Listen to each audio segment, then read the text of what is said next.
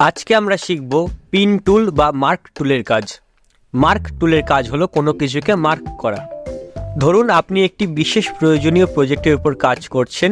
সেই প্রজেক্টে অনেকগুলি ভিডিও বা অনেকগুলি ভিডিও লেয়ার আছে এবং আপনার একটি অন্য ভিডিও বা অডিওর প্রয়োজন।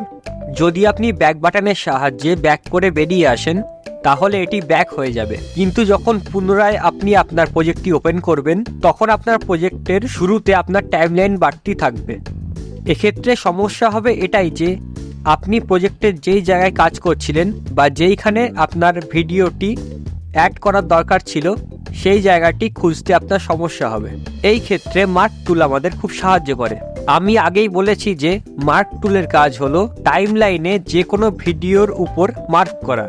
ধরুন আমি আমার প্রজেক্টের মাঝখানে কাজ করছি এবং এখানে একটি ভিডিও অ্যাড করব। আমি যদি ব্যাক করি তাহলে এটি ব্যাক হয়ে যাবে। আমি যদি প্রজেক্টটি আবার অন করি তাহলে দেখবেন আমাদের টাইমলাইন বারটি প্রথমে আছে। এক্ষেত্রে আমি এখানে একটি মার্ক করব। মার্ক করার জন্য টাইমলাইনের বারের উপরে একবার ক্লিক করতে হবে, তাহলে দেখবেন টাইমলাইন বারটি ব্লু হয়ে যাবে। এখানে আমাদের মার্ক হয়ে গেছে।